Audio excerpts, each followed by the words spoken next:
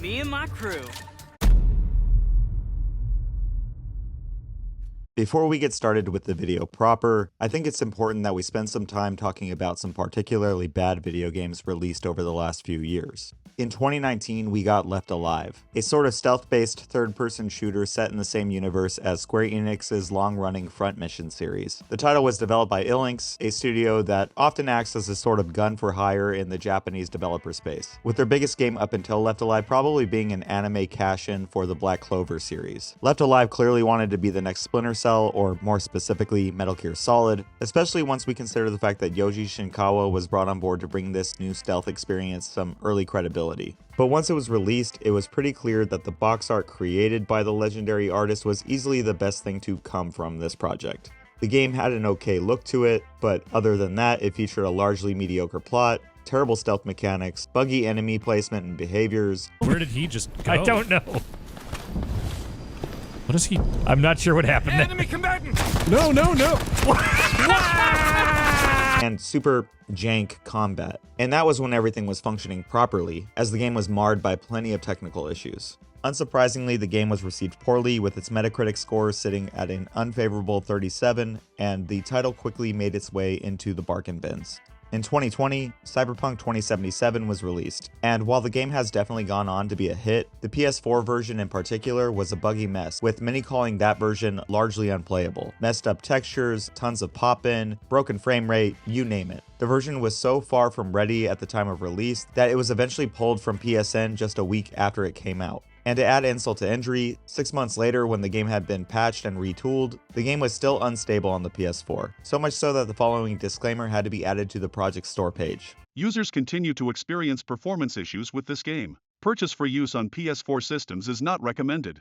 For the best Cyberpunk experience on PlayStation, play on PS4 Pro and PS5 systems. Now obviously anyone paying attention to Cyberpunk, even before release, they probably knew with developer CD Projekt Red's development history, that the PC version of the game was clearly going to be the one to get. But this dev team and publisher clearly couldn't say no to that juicy PS4 install base. And had they not shat the bed, the PS4 version could have been huge. I mean, hell, it already was pretty massive with a reported 3.8 million copies being sold for the aging system. So yeah, when I am talking about the PS4 version of this game specifically, it is hard to ignore how much of a disaster this particular release was. For 2021, we could talk about the borked launch of Grand Theft Auto Trilogy, but for my money, if there was one disaster that stood out as the worst release of that year, I'd have to give it to Balan Wonderworld. Directed by the legendary Yuji Naka, one of Sega's most influential programmers and designers, as well as one of the creative forces behind Sonic the Hedgehog of all things, and co-developed by Square Enix and support studio Arzest, Balan Wonderworld was completely blasted when it came out, with critics stating that the game instantly felt dated, boring, had design elements that felt unresponsive and uninspired, and a story that came across as bizarre and unfocused. The game was clearly a throwback to a simpler era of platform title, but it failed to hit its mark. And then once we consider that 2021 was a decent year for the genre anyways, with plenty of awesome alternatives available like Bowser's Fury, Ratchet & Clank Rift Apart, and Psychonauts 2 just to name some heavy hitters, it was kinda hard to figure out where Balan Wonderworld actually fit in the modern landscape. But even with the game being a pretty obvious flop, middling review scores, and terrible sales, circumstances surrounding Yuji Naka during his stint at Square Enix are tied directly to this game's development and his acting role of director on the project. On November 17, 2022, Naka was arrested on charges of insider trading with Square Enix. Naka had joined the company in 2018 and was being accused of purchasing thousands of shares for support studios before titles were even announced to the public. And a month later, on December 7, 2022, he was arrested again after purchasing nearly 150 million yen's worth of stock for the company A-Team, before it was announced that the developer was going to be working on Final Fantasy VII: The First Soldier. So it would seem that Naka's time at Square Enix was more of an opportunity for our boy to diversify his portfolio through any means possible. And directing a spiritual successor to something like Nights into Dreams, he could focus on that from time to time when he wasn't trying to figure out how to get the bag. And in July of the following year, Naka was sentenced to 2.5 years in prison, suspended for 4 years, and ordered to forfeit 171 million yen of his ill-gotten gains before paying an additional fine of 2 million yen. So yeah, even though the game was bad and all, I am unaware of any other title where the director had to go to prison immediately after it came out.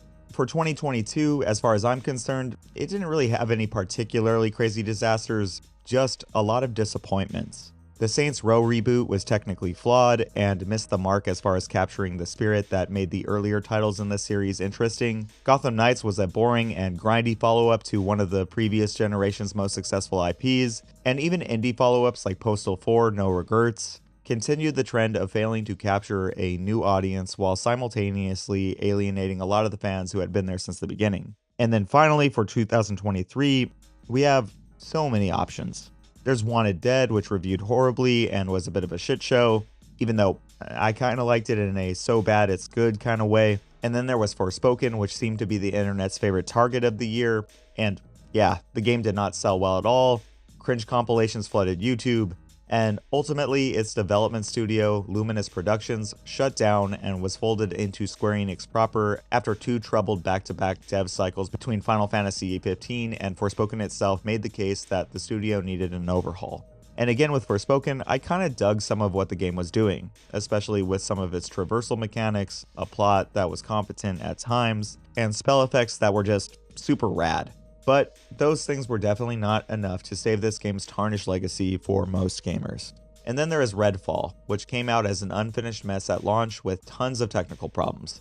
And after disappointing sales and critical reception, this resulted in Studio Arcane Austin being shut down. And Jesus, this is the studio that brought us Dishonored and Prey, and more than anything, Harvey Smith, the legend behind Deus Ex, was one of the leads on Redfall.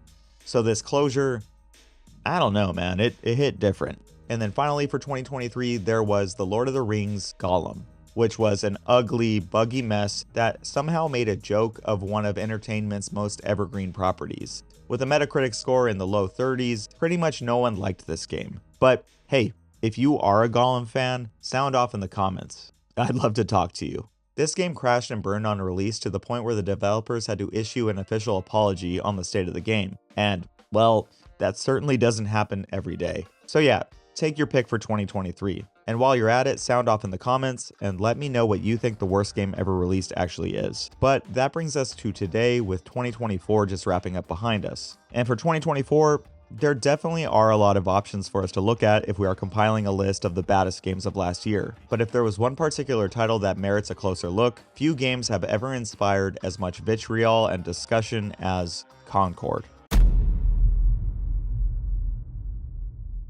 Me and my crew. And that is because what happened to Concord was unprecedented. According to lead gameplay character designer John Wisniewski, who is probably best known for his role as senior gameplay designer on Destiny and its sequel, Concord was in development for close to 8 years before it was released on August 23rd, 2024. It was the first and last title developed by Firewalk Studios, a developer who had been working on the title for their parent company, Probably Monsters, before being acquired by Sony Interactive Entertainment in April of 2023, right at the end of Jim Ryan's stint as CEO. And just right here, there is a lot to unpack. First, in order to understand why Sony would acquire this small studio, we have to look at both Probably Monsters and where Sony was at during the Jim Ryan era. Probably Monsters was founded by Harold Ryan, an industry veteran who started off as a tester for studios like Ensemble, the team behind Age of Empires and all of its sequels and expansions, and Bungie during the Halo era and beyond. But eventually Ryan found himself in leadership roles at both companies before becoming the studio manager and later president of Bungie during development on Halo Reach and later Destiny and its sequel. But during his time in the games biz, Ryan saw a lot of moving and shaking within the industry, with Ensemble being acquired by Microsoft and then working with Bungie as a Microsoft subsidiary before the studio moved into a 10-year publishing deal with Activision. And after all those changes, Ryan eventually came to the conclusion that game development was an oftentimes perilous endeavor for the teams actually developing video games. And so he did what he could and decided to take his expertise and form the parent company Probably Monsters with the goal of creating a more stable environment for dev studios. And considering how tumultuous development at Bungie had been with the constant changing of the guard, it should come as no surprise that a lot of the talent from Bungie followed Ryan's lead and went on to form studios under his new umbrella, with the first 2 studios formed under this new parent company being Firewalk Studios and the now defunct Cauldron Studios. And it is during this period that development for Concord started in earnest. And before we talk about Jim Ryan's involvement, it is easy to see why Firewalk Studios would be appealing to an interested publisher. With key talent from one of gaming's biggest dev studios forming an alternative avenue to AAA development, a team that not only helped in bringing console gaming online in a major way with Halo 2, but also one of the biggest live service games ever made in Destiny, any project from this lineage definitely had the potential to be the next big thing. And with Jim Ryan's major stint as the deputy and then acting president of Sony Interactive Entertainment between the years of 2018 and 2024, and being instrumental in closing the $3.7 billion acquisition of Bungie, it is clear that this new offshoot in Firewalk and probably Monsters were both going to be immediately interesting to Sony, with a lot of the key talent behind their newly acquired studio transferring over to these new companies. And if you had been following a lot of the moves that Sony was making during Ryan's leadership, it was clear that there was an obvious pivot to the realm of live service games under his reign. When we look at the Overwatches, Destinies, Fortnites, PUBGs, and Call of Duty Warzones of today, and that is to say nothing of mobile options like Candy Crush, Pokemon Go, Clash of Clans, and the bevy of gacha games that continue to dominate the landscape, it should come as no surprise that the mid to late 2010s are best characterized as a sort of gold rush period for live service games. And the publishers behind them, Epic, EA, King, Activision Blizzard, all of these entities have made and continue to make ungodly amounts of money from the bevy of revenue streams found within this model. Consumables, skins, alternative currencies, loot boxes, you name it. It is one thing for a publisher to own an IP and put out an annual sequel, but a living platform with daily incentives and multiple opportunities within a single play session to pull money from the consumer, that is the kind of thing that gets the shareholders frothing at the mouth. And under Jim Ryan's tenure, we saw Sony make plenty of attempts to establish a foothold within the market.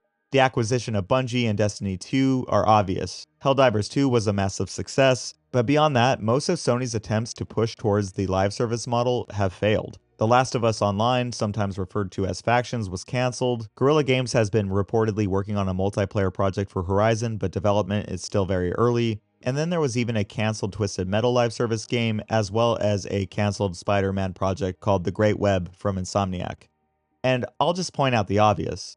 Taking studios like Guerrilla, Naughty Dog, and Insomniac, teams that have excelled in creating single-player focused projects, and then pushing them towards a live service model in hopes of getting that live service bag, probably not the move. I mean, we saw how Suicide Squad Kill the Justice League turned out, but a new live service project helmed by ex-Bungie devs? Of course Sony acquired Firewalk Studios. And on May 24th, 2023, a teaser trailer was shown for Concord. This initial, fully rendered look at the game didn't show much at all. Just some vague mentions of free gunners and the interior of a spaceship that was obviously trying to give off that lived-in and informal feel. But Concord was given its title at this point, and Firewalk Studios took their best shot at beating Resident Evil 2 for the championship title of creating the most realistically rendered burger ever found in a video game. And other than that, development on Concord went on behind the scenes with little promotion. That is until Sony's State of Play event on May 30th of 2024, almost 1 year since gamers had last heard of the title. We got an extended cinematic trailer in which we were introduced to this game's world and more than a few of its principal characters. The trailer was beautifully rendered and gorgeously animated, but when it came to the actual content of the cinematic, at least for me, it was kind of hard to get excited. Sure, the world looked interesting and the spaceship design in particular caught my attention, but that was immediately offset by the tone. With its quippy writing that felt decidedly targeted towards a millennial audience, cast of multiple alien species, and real lived-in and run-down feel of the environments, Concord felt like it was doing its best to ape the style of Guardians of the Galaxy. And everything here felt like it was retreading ground that was so well worn that it immediately felt outdated and kinda corny. One off, this is you!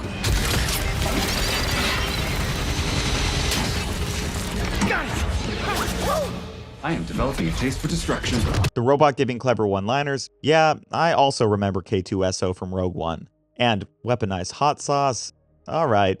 And then there was the banter with the over-the-top reactions? Yeah. But beyond that, once the fighting broke out and the cinematic started showing off the action, it started becoming pretty clear that this was going to be yet another hero shooter, with each unique character showcasing abilities that had analogs to other games in the genre, and each character's role in combat coming from the archetypes found in other games of its ilk. And after the trailer did its thing, we were shown in-engine gameplay alongside commentary from the dev team. And keep in mind, these were just my initial thoughts when I was watching the trailer. The shooting, reload animations, and movements all look solid enough, maybe even a cut above some of the other games that I've seen, but it was a hero shooter, and I just wasn't interested. I don't play online shooters much nowadays, and for reasons I will get into soon enough, I am not really a fan of the live service model at all. I mean, look at the channel, pretty much everything I cover here is story-based, single-player stuff. So yeah, Concord really was never going to be something that could land for me. But certain things were obvious from the trailer. The tone here was decidedly unserious and laid back, almost too cool for school or some shit like that. The narrator talked vaguely about a plot that acted as an excuse to get the 5-on-5 combat moving. Characters were introduced one after another through first and third person perspectives, stylized splash screens that showed off each character's excessive tude, and every one of these playable characters rattled off banter throughout the video in order to show off how playful and Marvel-like they all were. You know what I'm talking about. That snarky, well, that just happened kind of writing that only elder millennials seem to respond to. Our next job is somewhere with less scaffolding. No scaffolding. Zero scaffolding, I promise. We were apart for so long, I thought I'd never feel your fiery embrace again. And given the dwindling response to every Marvel property in a post-Endgame world, it seems like even the original target audience has grown tired of it as well. But for me personally, especially in retrospect, there are two things that stand out most in this trailer. The first comes from the dev team, Firewalk Studios. They mentioned leaning on the strengths and background of their team, asymmetry of the cast of playable characters, and then finally the movement and type mechanics found here in Concord. But at no point do any of these devs claim their pedigree. Somehow, this trailer came out for a new IP with a bunch of characters and a world that we knew nothing about, but at no point did anyone say, some of us made Destiny. And hell, some of us worked on fucking Halo.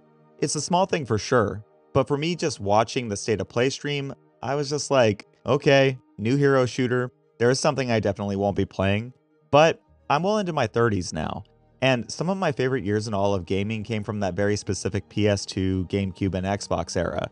If one of these devs claimed Halo, or even just said, hey, we know how to make shooters, we used to work at Bungie, I have to admit that even if I tried to avoid being swayed by nostalgia, my ears would have perked up as the memories of LAN parties with 4 Xboxes networked together, Little Caesars Pizza, and Flat Mountain Dew came flooding back. But any claim like that, it is conspicuously missing from this trailer.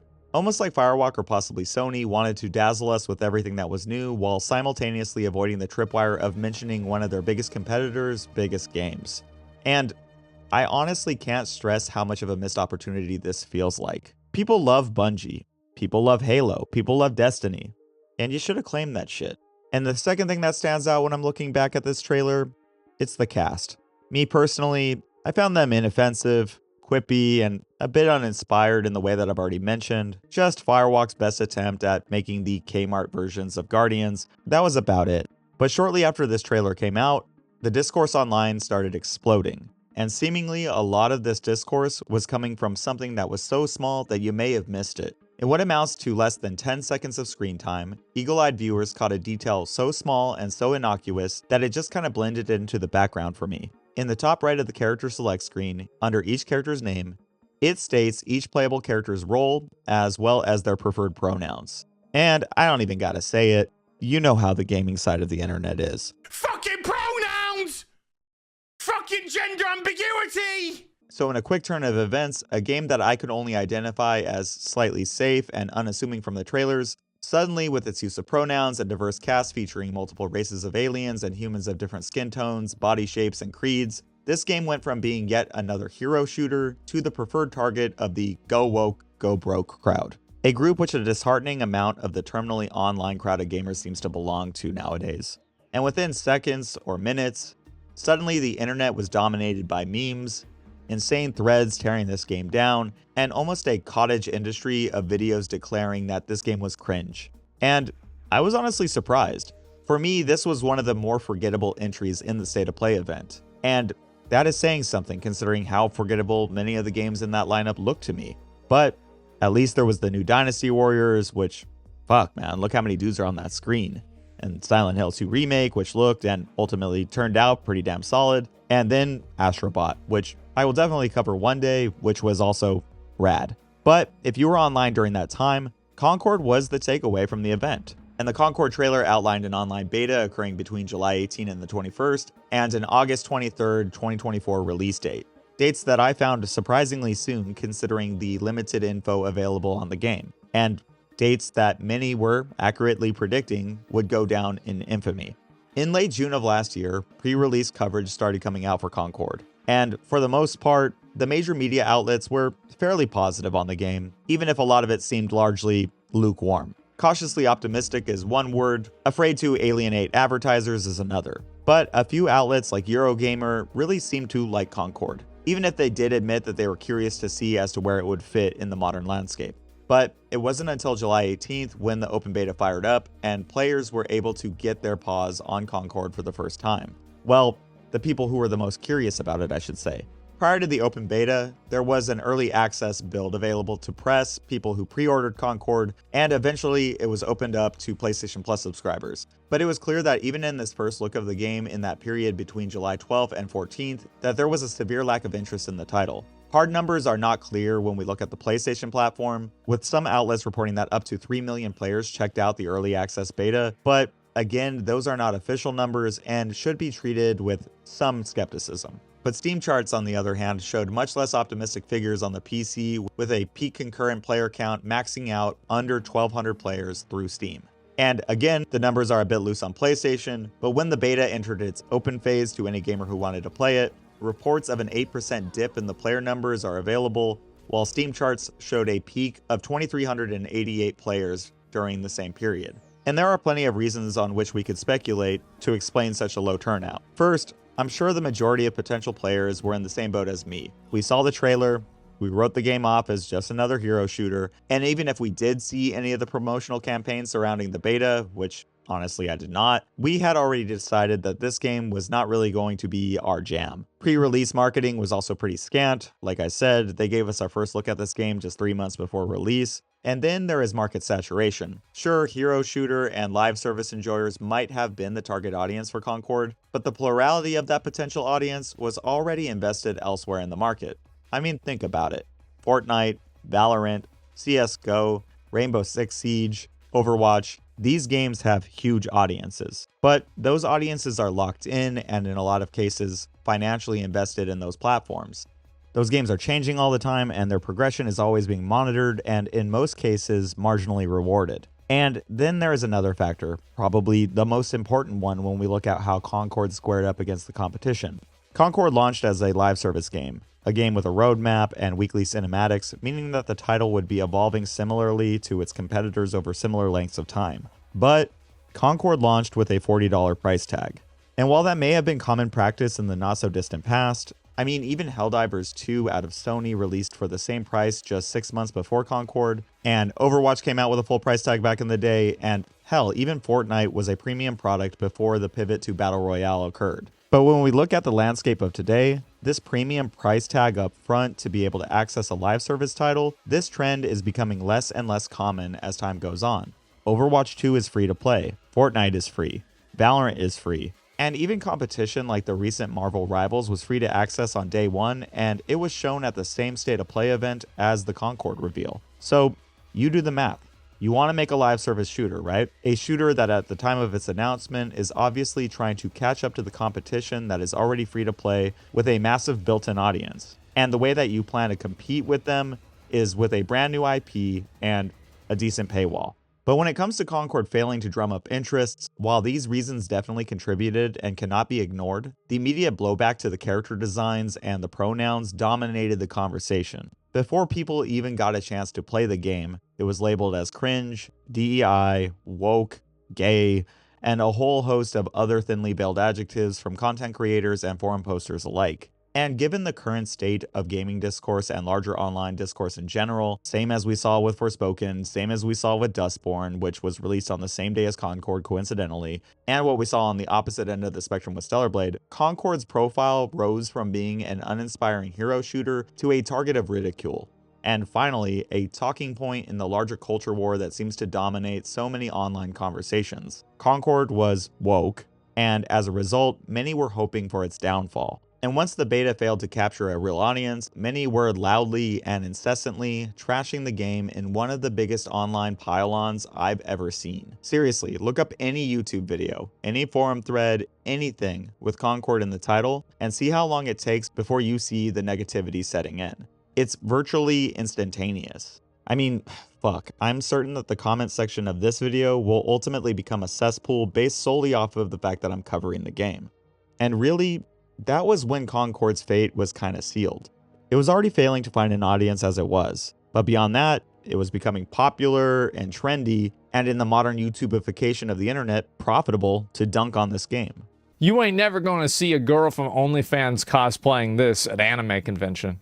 I'll tell you that. Since we're talking about it, the number of characters, when you look at Concord along the way, you know, you got these guys here, this one most notoriously, you got an amalgamation of just she, thems, and they, theirs, and I wonder, what do you think the odds are that they're gonna try to make her a lesbian?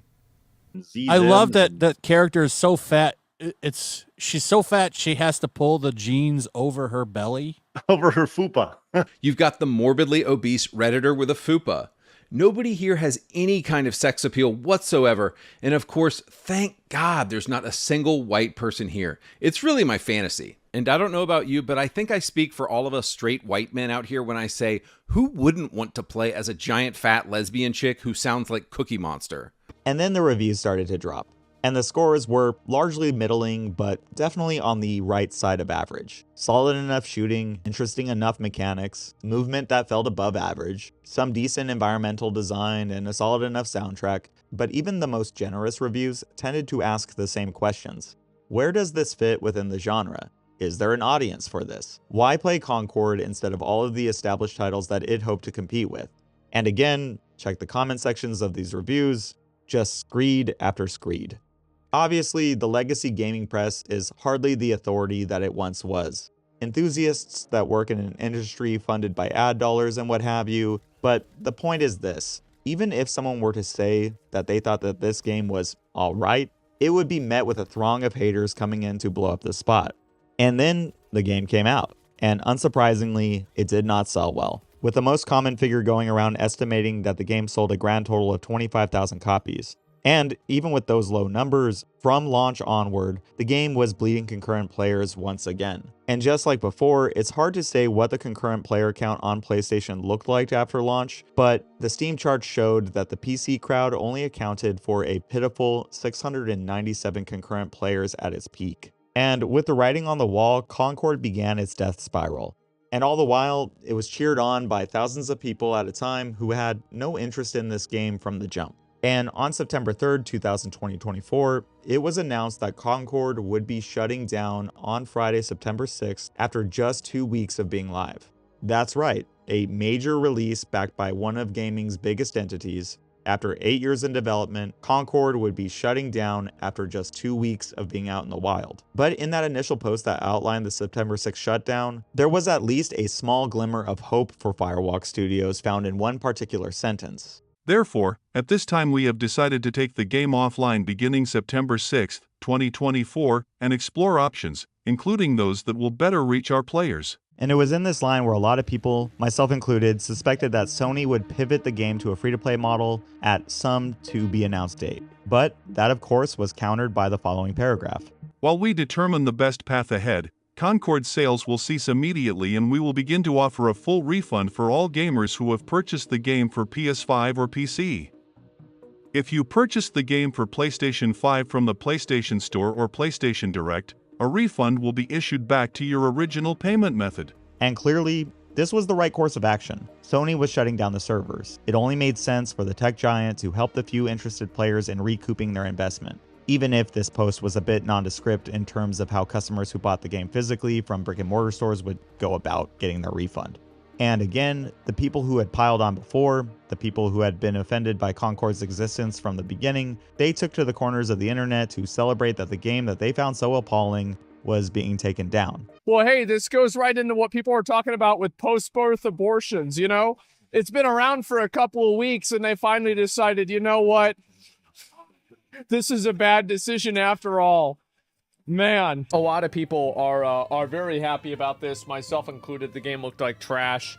And as I've stated before, I was never interested in Concord. But at the same time, I have no interest in piling on. It didn't look like something I was going to vibe with, and that's all there is to it. And really, that had more to do with the type of game that it was from the jump. My online shooter days ended back with Halo 3, Counter-Strike Source, and for a brief moment, Metal Gear Solid's MGO days. And all of the other stuff surrounding the game, the pronouns and the woke elements of Concord, those are simply things that I just do not find offensive in the slightest. Maybe a little pandering, maybe a little presumptive, but overall they were progressive ideals surrounding representation that I'm sure were coming from a good place. And I've mentioned it more than a few times on this channel, but I'll just say it point blank. I am a leftist and I'm a progressive. So a robot with preferred pronouns and a hefty combat medic were not things that were ever going to poison me from trying the game. Concord was just the newest title in a lineage of games that I've never found appealing. I've never played Overwatch, I've never played Fortnite, and I have less than zero interest in Marvel Rivals. But when that September 3rd announcement rippled through the internet, I suddenly found myself invested in Concord. And that was for two reasons. First, this was unprecedented. I've seen live service games shut down after short runs, sure. I remember Babylon's Fall, but that game stuck around for just shy of a year, and the title was given 6 months to turn things around before it was finally announced that support would be ending. And I certainly don't remember people celebrating its demise the same way that they did with Concord. Hell, I even remember Gearbox's Battleborn from 2015, which died slowly over the course of 6 years after dwindling player bases. But let's give Randy Pitchford some credit. He is clearly the magician that he claims to be. He kept Battleborn alive for much longer than anyone could have imagined. That is, when he wasn't leaving USB sticks full of porn behind by accident at medieval times. I remember. But 2 weeks and it's gone? I've never seen that. And then the second reason that I found myself more invested in Concord is far more personal. One of my closest friends, Chris, who we will be referring to on this channel as Concord Chris going forward, a dude that I've mentioned on this channel more than a few times both by name and in the abstract, feel as burned by this game where others have. And by the way, thanks Chris. And a dude that is in no small way somewhat responsible for a lot of the essays that I write on this channel, as our conversations are often used as something of a sounding board or a workshop when it comes to how I write these things. He was amongst the 25,000 people who purchased Concord. In fact, my boy picked up 2 copies so his brother could join him in the trenches. And to make his journey even stranger when compared to the mainstream, Concord Chris was not only present for the beta, but he played through both betas. So once the news of Concord going offline swept the internet, of course my buddy was fairly bummed. He was a fan of the game. And as luck would have it, I happened to be at my friend's house the moment Concord went offline forever. I had flown into town and was going to be driving with him to the bachelor party that he had organized as my best man. But we had a little bit of time between me landing and before we had to hit the road and join up with the rest of the groomsmen, and in that buffer, he wanted to show me the game for what we both thought would be the last time. But neither of us thought I was actually going to witness the death of Concord.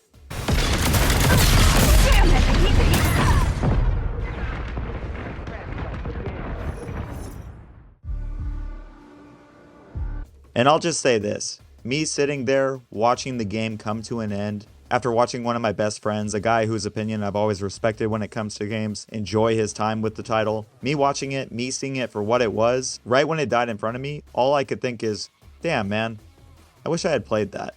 And with that, I'm going to turn this video over to a conversation that I had with my friend about the game.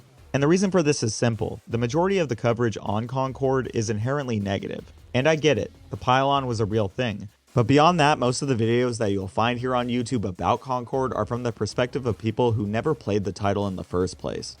And instead, a lot of the people dunking on this game are just in it for the fun of beating the proverbial dead horse. But with all that having been said, here is the conversation between me and Concord Chris. All right, Chris. So we meet here today because you very well seem to be the last person who ever got fucking owned on Concord. I love the change in tone immediately.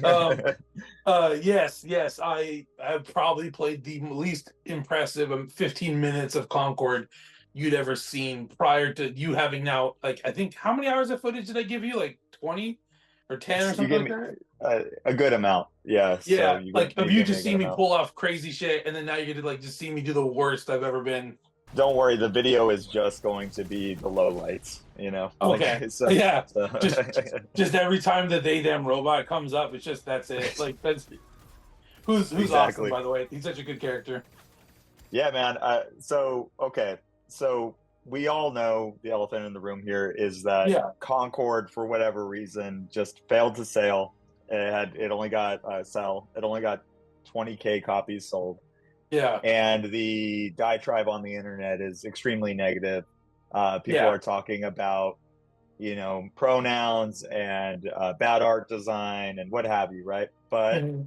you are somebody that picked the game up day one Yeah. and really enjoyed it the entirety of the time up until the last 10 seconds of the game where you were the last person to ever get shot in the face. So, tell me a little bit about, first why you decided to even pick it up, because, pre-release stuff wasn't necessarily amazing on it. And then why you actually wanted to stick with it, and ultimately why you're upset that it's gone. Yeah, so like that's kind of like it's going to be all over the place. So like first off, this game has a lot of ties to Destiny, in the sense that there's a lot of the development team that worked on Destiny that went off to work on this game. The director's name escapes my head right now, but Put it on the screen. yeah. So basically, like this, it has a lot of that, and so Nick can tell you that I have a lot of experience in Destiny. We have other friends who trump my time, but I have over 1,000 hours between both games. There was a point in time I was very locked in, and so that floatiness to the combat, that kind of design, I really grew to love it. And it's something that sometimes when I come back in for those expansions, whenever they hit passes and stuff, I fall back into it. But anyway, I played the beta with my brother. I'm really close with, and we were talking about it. And it's it's a hero shooter. I've been part of playing games for a very very long time. When people say that, I don't think you realize that I'm coming up on 4 decades, and some people like games Both of long us time are, of yeah. games. Yeah. Like we're older. Like it's we kind of we text and joke all the time about how old we are. But so like I play a lot of shooters, and so like anyway, what we're getting to is we played like Overwatch, and that was something that me and my brother loved, and so we always you're looking for that next thing that kind of grabs you. And we played the beta, and I remember just laughing because like there's like only one recorded voice line, and they had changed it where every time you pick your character they would say a catchphrase, and so like Dawes most famously is me and my crew. Me and my crew. Me and my crew. And it just became a meme between me and my brother, because I would pick Doc, because you play these hero shooters and everyone picks soldiers, and no one's healing. If you play Team Fortress or any of that, you need a medic.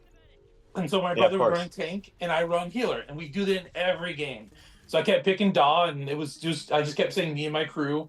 And like we didn't love it. Like I'll be honest and say, like, I didn't like come out of the beta being like, oh, I'm gonna buy that day one. But when there's something, I have a close kinship with my brothers. When there's something about that, when you have that time together, I don't want to lose it. I'm getting older, I don't see them as often as I do, so we play games. So we were like, let's pick up Concord. Like, we liked our time with it. That was the thing that got us in the door. That was that got you in the door. And then so the full release, I remember you kind of talking about it pretty glowingly for a little while. And I was like, my brother enjoys it. He rarely connects with stuff. I enjoyed my time with it, and I enjoyed it, and I enjoyed the pedigree of where it comes from, right? Is that correct word you use for that? Like, it's, whatever.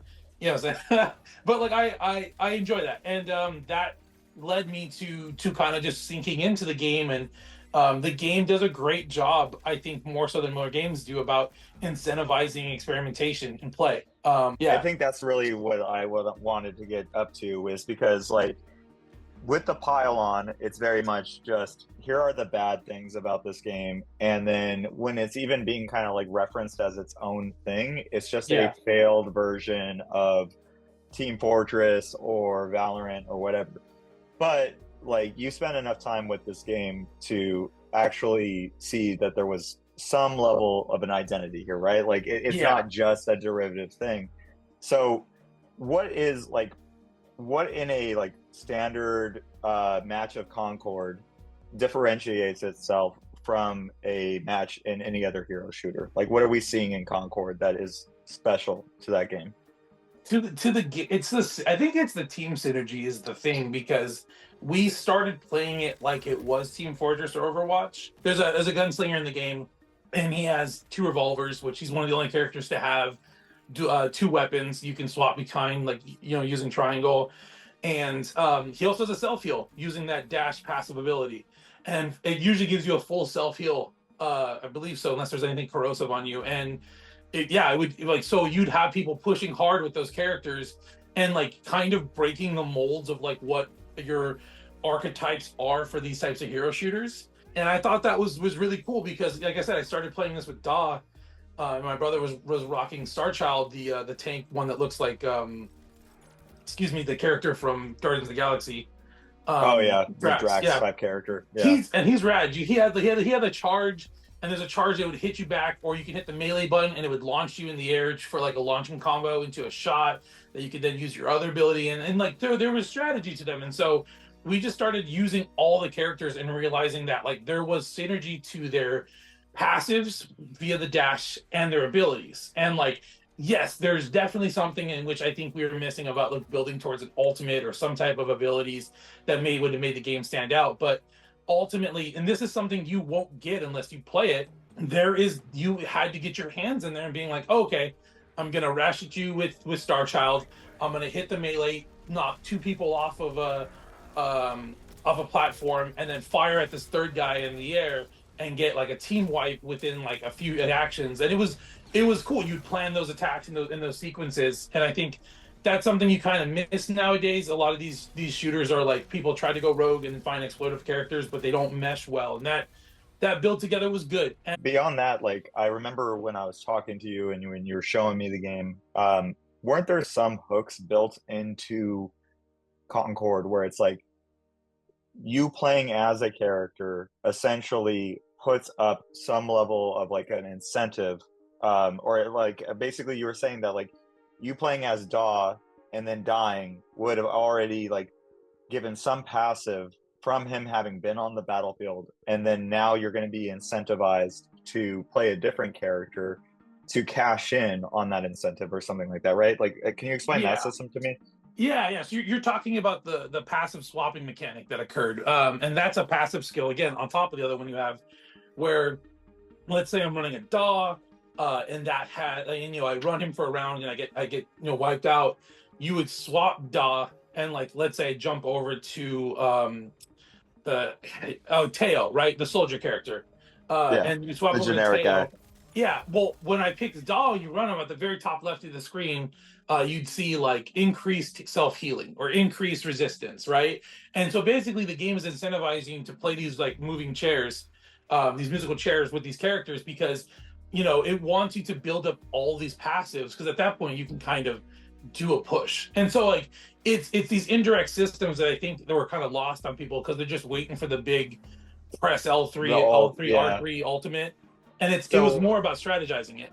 In this game, it sounds like not only does Daw have healing abilities while he's on the field, but just you bringing him into the fold automatically, regardless of your range away from other players and all that, it's all of a sudden bringing them more healing.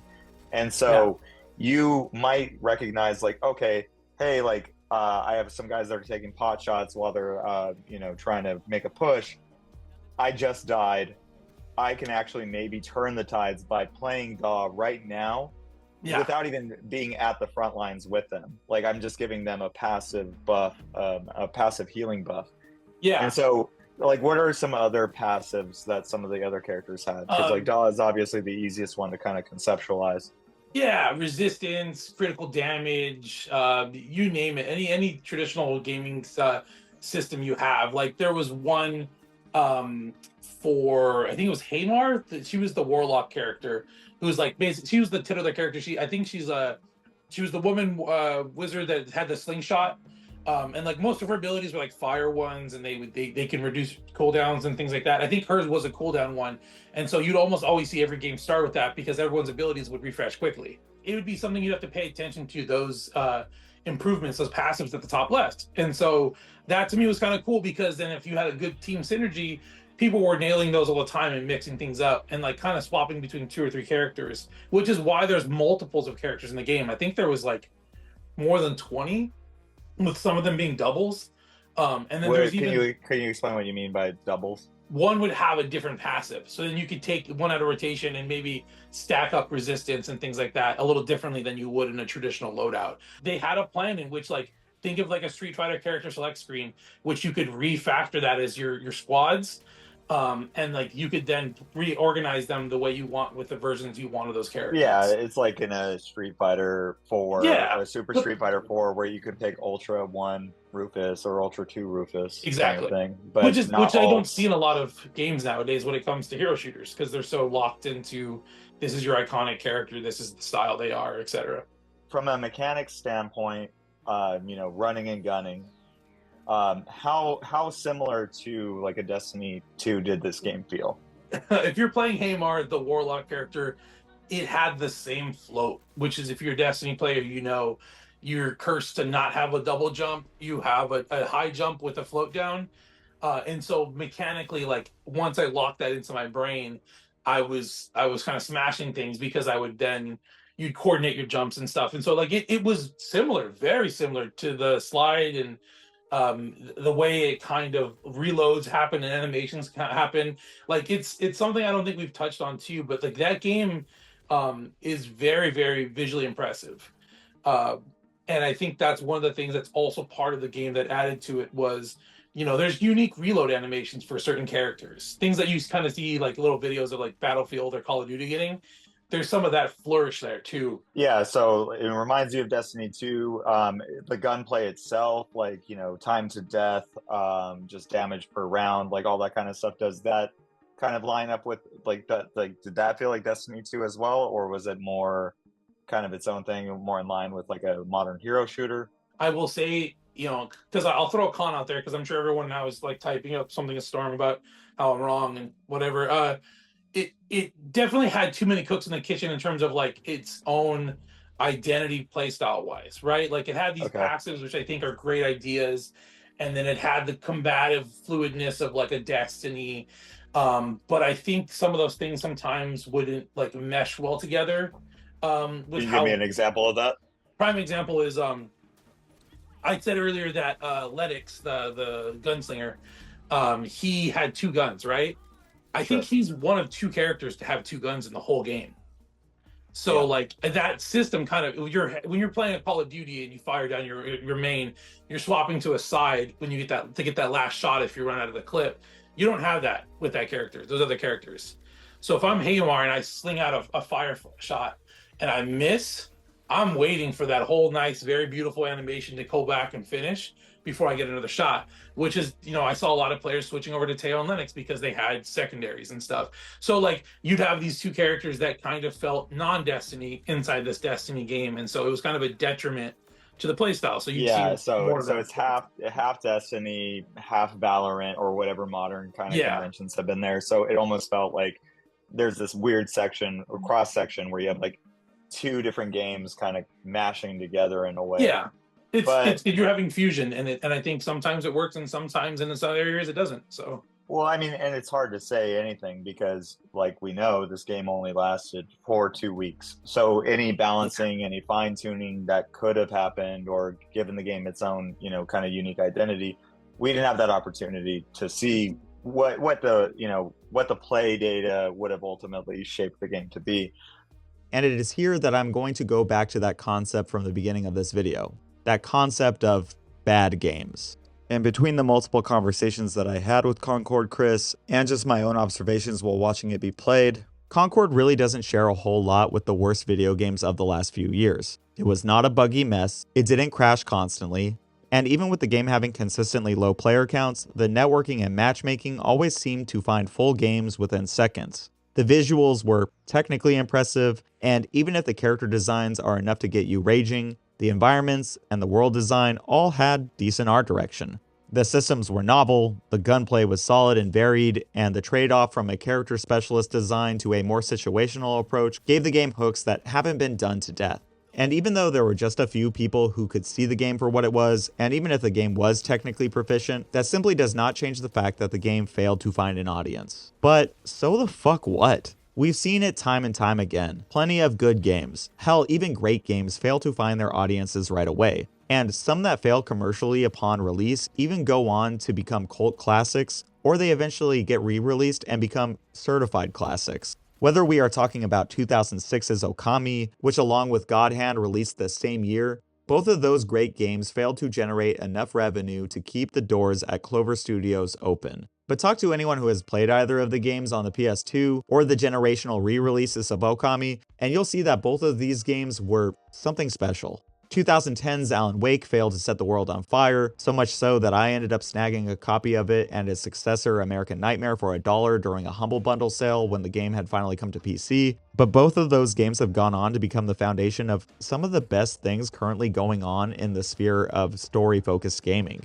2012's Spec Ops: The Line went straight into bargain bins and has since gone on to become one of the most discussed anti-war games of all time. And the list goes on and on. Alien Isolation, Beyond Good and Evil, System Shock 2, Kingdoms of Amalur, Panzer Dragoon Saga, Enslaved Odyssey to the West, and fuck, even games that we take for granted as all-time classics like Earthbound, Tetris, Minecraft, Fortnite, Among Us, Psychonauts, and even the earliest Grand Theft Auto titles. Good art does not always find its audience right away, if ever, and metrics like sales or even player bases at launch are hardly figures that can be used to calculate the artistic value of something. Like seriously, if we leave gaming for a second, do we all accept Taylor Swift as the best musician of this generation? I mean, sales and concert attendance seem to make it look that way. Was Deadpool and Wolverine the best movie from last year? Because movies like Longlegs, Dune Part 2, Monkey Man, Heretic, Smile 2, Alien Romulus, those all went pretty fucking hard. But again, look at the cash. Do we really believe that these numbers are all that matter? Or do we all accept that while there are plenty of works that could move us in ways that are hard to quantify and deeply personal, and even though they might not garner the attention while the rest of the Wall-E style consumers keep the machine churning, it doesn't make them less special. Hell, here in America, the GDP has consistently been growing and going up each year. But do you feel like your dollar is going any further? Of course, we've also had record years of suicidality, housing costs continue to surge, our new vice president called school shootings a fact of life. I don't like that this is a fact of life, but if you are a psycho and you want to make headlines, you realize that our schools are soft targets.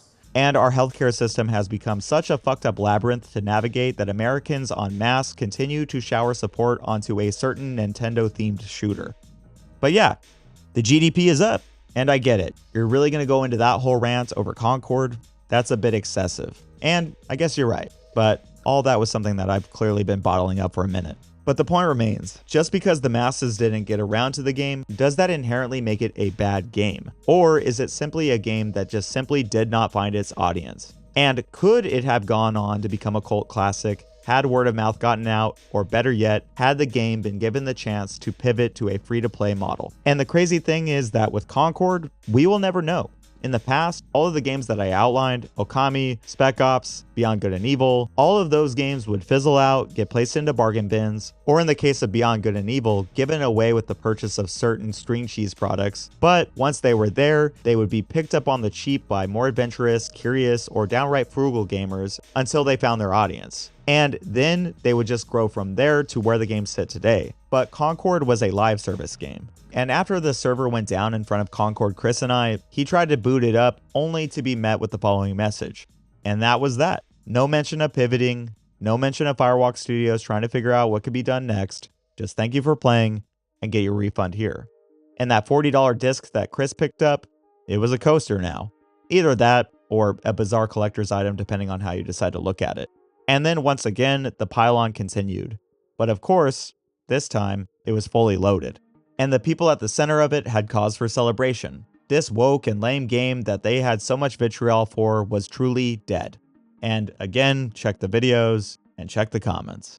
And things began to get worse for Firewalk Studios after this closure, especially after ex-IGN and Kinda Funny contributor Colin Moriarty interviewed a supposed ex-Firewalk Studios employee who preferred to remain anonymous. This purported employee claimed that problems with Concord went far beyond what we had previously seen, with this alleged employee citing a working environment that was stilted due to what they had perceived as a culture of toxic positivity and a working budget that exceeded $400 million invested into Concord. And of course, the internet ran with these figures and continued to throw tires onto the fire. But it should be said, this interview and this narrative, some key people within the industry have cast doubts on its validity. And then we must apply an extra layer of skepticism when we consider the facts. First, with the most outspoken critics of Concord citing things like DEI and the use of pronouns as their chief complaints, the plurality of people complaining about the game usually orbited the right-wing side of video game coverage. Whether we are talking about Asmongold or Stuttering Craig from Side Scrollers, the most incendiary coverage came in the form of rage bait towards an already biased audience that was already primed to get swept up in the vitriol. And the outrage, a lot of times it seemed to come from people who had no interest in the game, had not spent any time with it, and in my opinion kept making rage content purely because of the financial incentive. I might be wrong, but there are plenty of grifters out there, and seeing how some of these influencers have pivoted towards a more conservative stance in recent years, including the big kahuna, Joe Rogan himself. I voted right wing in my life. I consider universal basic income a really good idea. I want free college education. Take it easy. Hello, Bernie. How are you, Joe? Wonderful. Pleasure to meet you. I like Bernie. That's it. Oh, yeah? Everybody else can eat shit. Look at you, fucking progressive. Yeah. I think I'll probably vote for Bernie. And it just came over the wires that Joe Rogan just endorsed me. I always question these pivots whenever I see them. And once we consider that Colin Moriarty quit working with Greg Miller and the rest of the Kinda Funny staff after a series of politically charged conversations, and a tweet that could be best described as either an insensitive joke or a slight middle finger towards a more progressive hashtag, it should come as no surprise that Colin, who has appeared on the Rubin Report in an episode titled Conservative Libertarian Gamer, leans firmly to the right. And with Colin stating that he himself was the person responsible for verifying this Firewalk Studio source, and then the doubt cast by the other journalists, you have to wonder, was this a true first-hand account from an accredited source, or was this content made with an agenda? But the damage was done and continued to be done.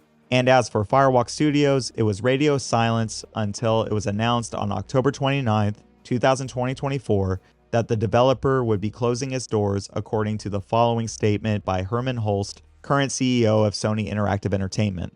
Regarding Firewalk, as announced in early September, an important update on Concord, certain aspects of Concord were exceptional, but others did not land with enough players, and as a result we took the game offline. We have spent considerable time these past few months exploring all our options. After much thought, we have determined the best path forward is to permanently sunset the game and close the studio. I want to thank all of Firewalk for their craftsmanship, creative spirit, and dedication. And the celebration over the death of Concord, and yet another round of YouTube videos from the usual suspects went into overdrive. And it was here where I started to get fully fed up with the commentary. Again, I have no skin in the game. I have not played Concord, even though I wish I had. I watched it be played by a friend. I watched the game die in front of me. I've discussed the game with Concord Chris for several hours, but at the end of the day, I was not part of its limited audience. I'm a bystander in this. But celebrating a studio going under right before the holidays, celebrating human beings losing their jobs right before the winter months set in, hooting and hollering about the hard work of 172 people being Thanos snapped from existence, what the fuck, man? Seriously, if you are a gaming enthusiast, you are probably familiar with stories from development cycles. These people lock in, crunch is a thing, they spend hours and hours and days upon days away from their families on end. And now if you worked at Firewalk, you can't even show your kids what the fuck it was you were working on while you were away, because it's gone. And now you have to explain to them that you no longer have a job. Fuck, man. I mean, my heart goes out to all the devs. And if you were among the groups celebrating as these people were facing such uncertain times and losing their jobs in this fucked up economy and in this climate, if you glibly said shit like good riddance, that game didn't deserve to exist, while people went into the holidays without job security, wondering how they were going to pay the bills, Seriously, that is sociopathic behavior. If you are so devoid of humanity and empathy that you gleefully celebrate the suffering of others, I don't even know what to say to you. Just go get help, because you're clearly on a fucked up path. And over a video game that you just didn't like the art for? Come on, man. That is full on man baby shit. There is no reality in which I could celebrate shit like that. These are people's lives, and there is no video game that I could ever hate to the degree where I am rooting for people to lose their jobs. Sure, I hated playing the suicide of Rachel Foster. I thought the writing was misguided and gross. I thought that the game seemed to misrepresent the effects of sexual abuse and self-harm, and I had a pretty bad time with the experience altogether. So much so that it currently sits at the bottom of my rankings for all the games that I've covered on this channel in an ongoing project called Ranking Every Video Game Ever Made. But I don't want anything bad to happen to those people at all. In fact, I would love to talk to writer Danielle Zara and try to learn the specifics of what they were going for and how they ended up where they did. And I'm even super curious about their announced follow-up to Rachel Foster in The Fading of Nicole Wilson. I want to see if the studio grew from where they were, and it is unironically my hope that somehow it blows me away. Yet with this crowd, a crowd that orbits the right and brings DEI and race into everything, the same people who cry foul about censorship on major platforms, but always seem to turn away whenever their billionaire overlords do the same shit, they celebrated the termination of Concord, and some of them even go as far as to say things like Dustborn should be considered illegal. How is this okay to publish? This sounds pretty illegal, I would think. Like, actually, though, yeah. But that brings me to the final part of this video, and that is the topic of just how precarious this whole always online future really is. For years now, it's been coming. Sure, it gets resisted here and there, but nothing seems to be capable of stopping it. The gaming industry marches towards an all-digital future. And in a lot of ways, the slow death of preservation and the slow surrender of the concept of ownership. Once gaming went online, you know, the early stuff, peer-to-peer deathmatch, nothing serious. There was the promise of endless hours of fun to be had. Get together with a group of friends and go crazy. But every online community has its peak. Times change, new games come out, and communities shrivel up and die. Matchmaking that was once seamless, but now the time between matches has gotten so long that you start to think, maybe it's time that I move on too. This is natural. We are not made to experience the same things over and over again. But after some time has passed, maybe you want to get the group back together and enjoy the good old days one last time. And you can. And it's nice to go back for one last go. But eventually, that style of game fell out of style. It happened before, but one of the most notable examples is of the original Xbox Live. Just in time for Halo 2 in November of 2004, Microsoft brought online console gaming to the masses. And for 6 years, game after game of Slayer were played. That is until April 16, 2010, when Microsoft officially ended support for the original Xbox's online functionality, and with it, the ability to play Halo 2 online for the aging console. With that news, hundreds of players logged in to play until the 12 a.m. deadline. But the deadline came and went, and people kept playing, not knowing that if they were to log off, they would never be able to get back in. And over time, the player count began to drop until we were left with the last 14 remaining players. They are now referred to as the Noble 14, and for nearly a month, the last players continued to stay online. News of the story broke out, the forums were buzzing with support, but one by one, the players began to drop off. Of the Noble 14, the first to go was D10, followed by Cypher Sword on April 28th, then Sherlock 1, then H2O Hoagie, Zombie Stench was next, and logged out from a catastrophic internet drop sometime between April 29th and the 30th. And then Rob2D went in the same time period. Of the final 8, Hired Noobs was the first to go, then XX Booker DXX suffered a power outage on May 2nd, and so it goes. Shortly after, a Foreign Object suffered the same fate on the same day. Dirty Cajun played his last match on May 5th, XX Mac Daddy XX stayed on for 3 more days before he went dark, and then there were 3. Lord Odysseus 11's internet crapped out on May 8th, and then finally Agent Wendex at 4:15 a.m. on May 10th was booted from the server, before Apache Nasir managed to be the last man standing for one final day before being booted at 1:58 a.m. on May 11th. And with Apache Nasir, Halo 2 multiplayer on the original Xbox Live was lost to time. And for the years following, this was the cycle.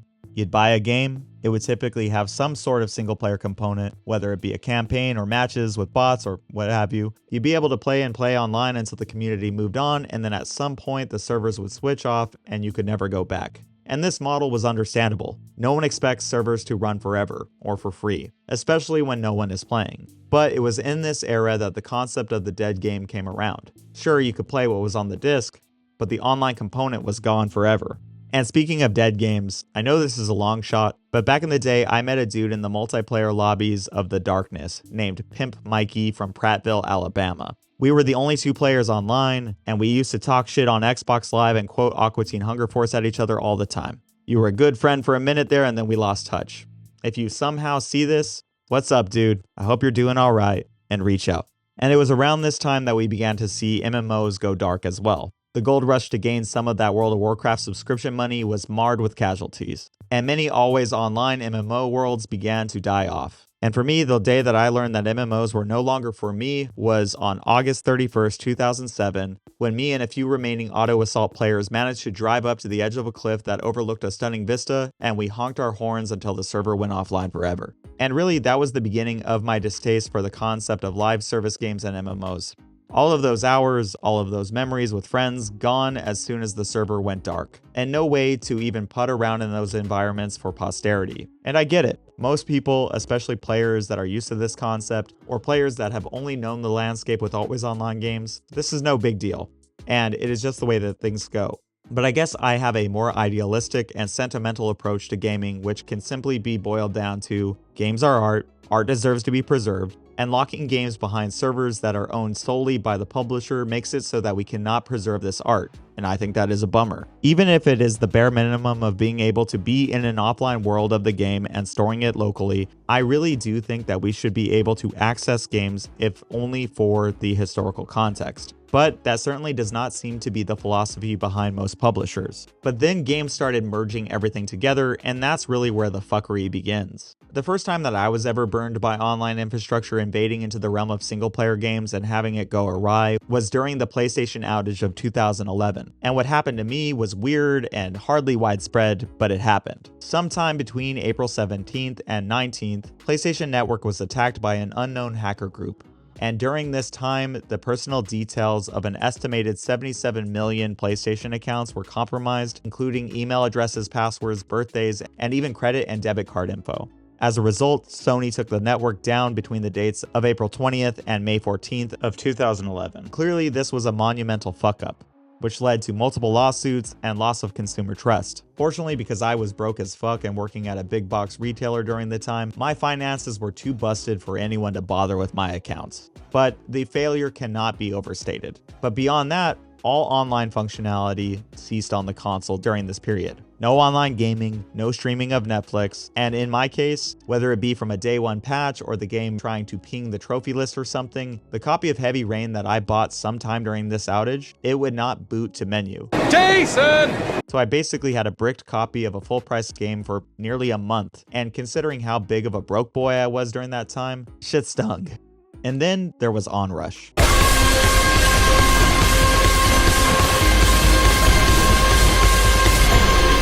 For the uninitiated, Onrush was a super rad off-road arcade racer that also functioned as a novel 6 vs 6 team-based experience that was equal parts MOBA and racer, and featured passive abilities and even ults for your dune buggies, trophy trucks, and dirt bikes.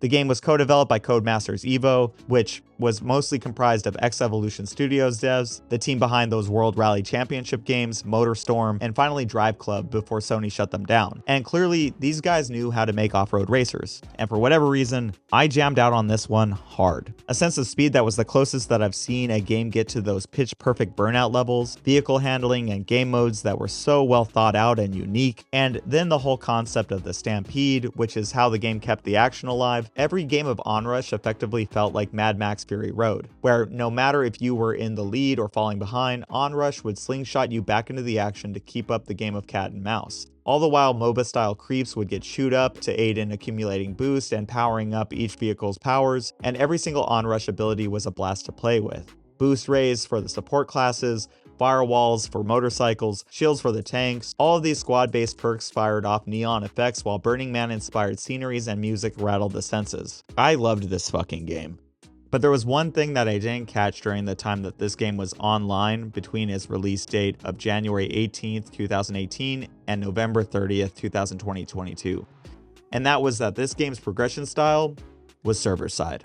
Whether you were playing the single player mode, which is the glorified tutorial and challenge mode, or you were racing against real people, everything you did would eventually reward the player with collectible skins for your vehicle types and drivers. And there was tons of this stuff that allowed for truly awesome levels of customization and player expression. But every time you unlocked anything in this game, it pinged the server. And that was because the unlocks operated as something of a pseudo loot box. You didn't need to pay for anything, but every run or challenge you completed unlocked something found on the disc. And that something had a randomized element to it as everything was rarity tiered. And this was supposedly to keep the pool of vehicles you saw online varied and interesting. But what happens once the server is shut down? I'll tell you. If you were to pick up a copy of Onrush today and fire it up, you of course can only play the offline mode. The challenges and tutorials, which already makes the game half of what it was. Probably less than half, honestly. But it also means that every time the game was supposed to reward you with a new vehicle or get up for your racer, the game just hangs for a second and then gives you nothing, effectively making it so that all of the art and the character expression from this pool of designs is effectively locked out. Of course, if you have a save from before the game went offline, you will still have access to everything that you unlocked, but that actually adds another bizarre element to this situation. When you go to select your preferred vehicles and so on, the game enters you into a menu and you can see everything that was in the game, but you cannot access it unless you had previously unlocked it. And if you can view the model, that means that they're on the disk, on your hard drive, but you just can't get the keys to the kingdom. And that effectively robs the player of another large section of this game. And again, in terms of legacy and preservation, this seems like something that could have easily been remedied. Evo could have pushed out one last patch for the game to unlock this stuff for everyone who was still playing. But whether it be from server architecture, lack of funding, or just abandonment of the project, this stuff is effectively lost to time.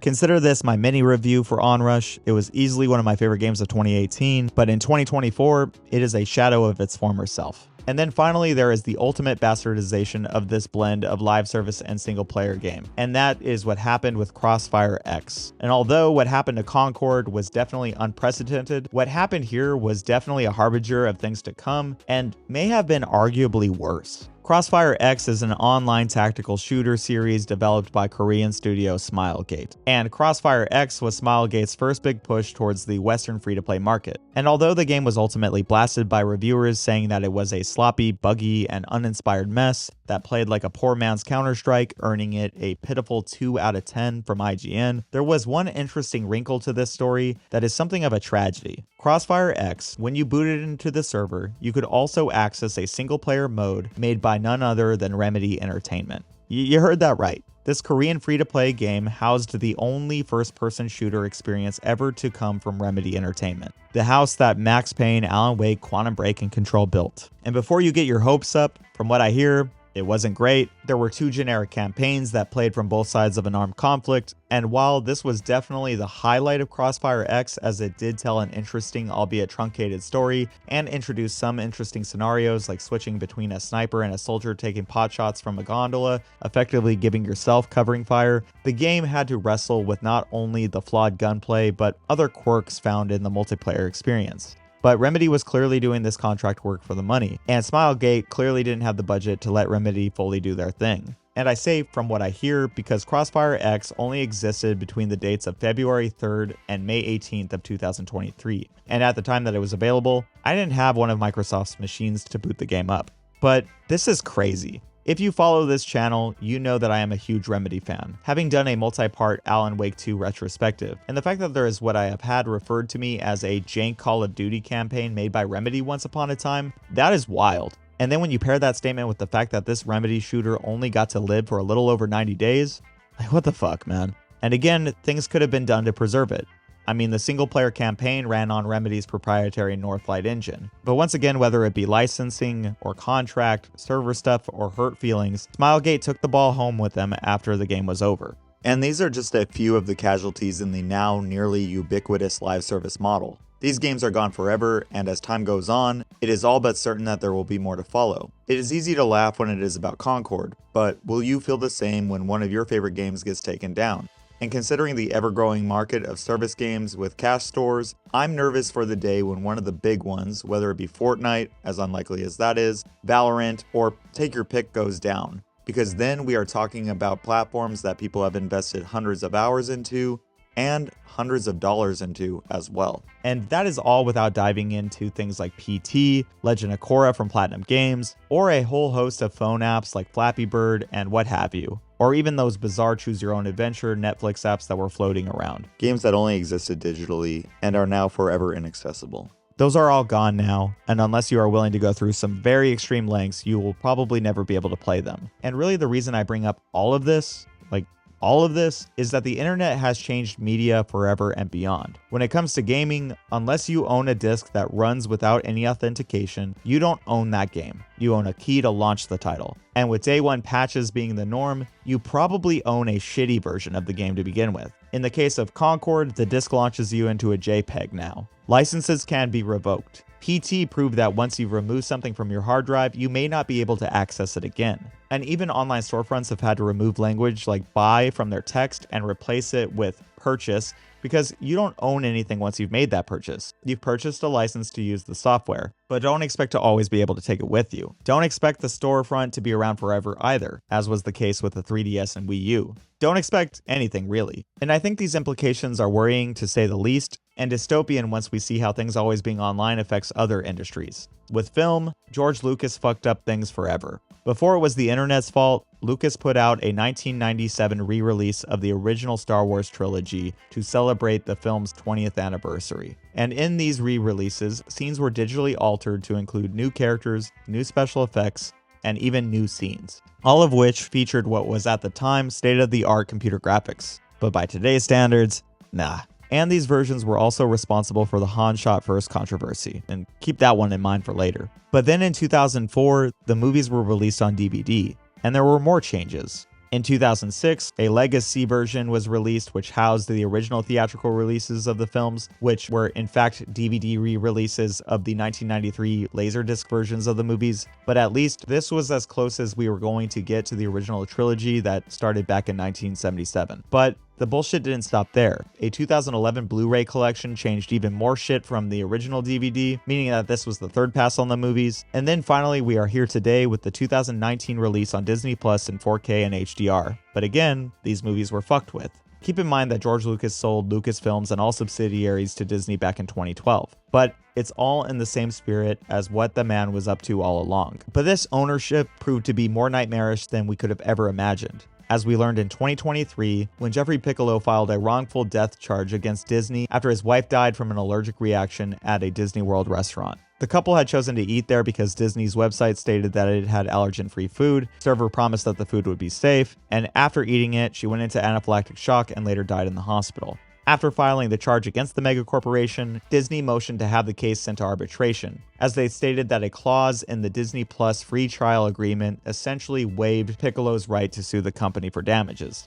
And out of all the scummy tactics I've ever heard in my life, again, I know this is unlikely, but if you are watching this and you were in any way involved in this travesty, you are an even bigger piece of shit than the last guy. Luckily, Disney has since reversed its position, most likely from the backlash, but in reality, who knows how that will pan out. A megacorp with limitless resources against one grieving husband, the case should be a slam dunk, but here in the land of the fee, Godspeed, my friend. I hope that you will be compensated, even though I'm sure more than anything, you'd like just to have one more moment with your wife. So yeah, suffice it to say, proceed with caution when deciding to watch any movie or any show on any streaming service. Those end user agreements are harrowing, but you may actually want to read them going forward.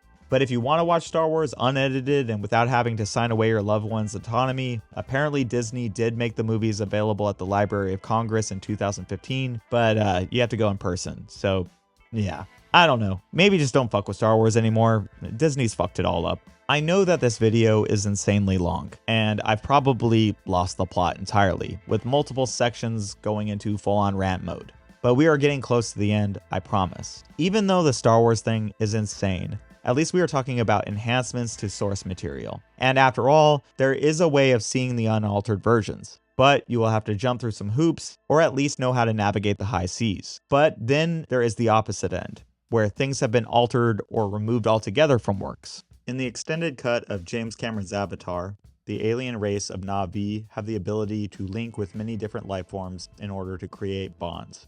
We are first shown this as the main character Jake Sully does this with a horse-like creature and eventually a flying dinosaur guy, but he does this by plugging his weird ponytail-like appendage with these weird little tendril things into each beast's ponytail, which functions the same way. And this is shown to create some sort of neural network of sorts and creates a deeper connection between alien and beast. But things got a little stranger once the concept of romance is introduced to the movie. Jake Sully uses that same appendage to link with Neytiri as they start up the foreplay. And even when I first saw it, I laughed, others laughed. And then some people got on the internet and discussed how Avatar had a scene that seemed to confirm some level of interspecies erotica was present in the movie. Before I got around to watching the sequel, 2022's The Way of Water, my now wife and I decided to stream the original Avatar to catch up. And wouldn't you know it, embarrassed by the implications, that sequence with Jake linking up to Neytiri is just gone from the streaming version of the movie. Or at least that's what I thought. I, like countless others, had conflated the two cuts of the movie, with the streaming versions of the film being the theatrical release. And seriously, go online and you'll find plenty of people arguing about which cut was actually in the theaters. I definitely can take the L on this one and just admit that I got confused, but this discourse does raise a deeper concern, because even though it did not happen this time, we all kind of know in the back of our minds that digital files can be altered at the platform holder's whim. But what about media that starts its life online? Original streaming content. What happens when the same thing happens there and there is no record of it ever having existed in its original form? That's some real we've always been at war with Eurasia shit. We are still talking about changing the historical record, and I just can't fuck with that. Even just last year at the 2024 Super Bowl, Alicia Keys had a slight voice crack during her performance. And that shit happens with live music, and she still sounded great. But go to the NFL's official YouTube channel and you will only find the pitch corrected version. And fuck man, the rabbit hole keeps on going. Whether we are talking about features that are being built into your car's hardware, being inaccessible, locked behind a computer chip that requires a subscription to bypass, or software that used to be purchasable outright that has now been moved to a subscription model, or even one-of-a-kind Wu-Tang albums that have been purchased by a pharma goblin, or finally the potential outright banning of one of the largest social media platforms in American history in TikTok, where who knows how many millions of hours of pop culture defining moments were suddenly in jeopardy of being lost. And I never really used the service to begin with, but when we think about how many businesses use it for promotion, how many cultural touchstones arise out of it, or just some stupid random bullshit that helps you get through the day, that shit was almost lost. And for what? Because China spies on American citizens with it? Sure, I get it. But Edward Snowden already told us that the American government has been doing that same shit forever. And it's not like data brokers don't already sell our information to the highest bidder. We've all seen the targeted ads. But no, a foreign competitor? What the fuck are they doing? It needs to at least be in the control of the American government. And then there is the whole tech oligarchy that has now decided to bend the knee to our new/old president. And fuck man, I don't even know what to think anymore. In a day and age where people are becoming more and more media illiterate and we are on the precipice of the full effects of AI and deepfakes alike, do we really want the world's biggest platform holders, who just so happen to be the richest assholes on the planet, having the ear of the commander of the world's largest standing army? It's bleak stuff, but who knows if we could stop it. We certainly didn't try to stop it when Oblivion charged $2.50 for horse armor, and we have continued to opt for convenience over self-interest at just about every turn. We are the Wall-E people. We are idiocracy. We are parody. But art is supposed to be the refuge from all of that. Art is supposed to be the thing that frees the imaginations of the masses. Propaganda, songs, chants, things that can expand the mind and recontextualize what we already know, and radicalize people into working together. But instead, we now use machines that spit out amalgamations of stolen art without even getting permission from the real artists who made it in the first place. YouTube is now asking to use user content to train AI models on a platform that already has channels that have already made the full pivot to AI created content. And instead of mourning any of this, instead of using the internet to speak to power and try to actually enact change, instead, we call games that are trying to do something inclusive and quirky, gay, and celebrate as art gets deleted. We may deserve what we have coming to us. Certain art has been made forever inaccessible, and there will be plenty more to follow. Just because right now it's Concord and it doesn't affect you, does not mean that in the future, one of your favorite games, one of your favorite treats, one of your favorite platforms won't be the next to go. It's just a matter of time. And I don't know, I'm going to mourn what is lost.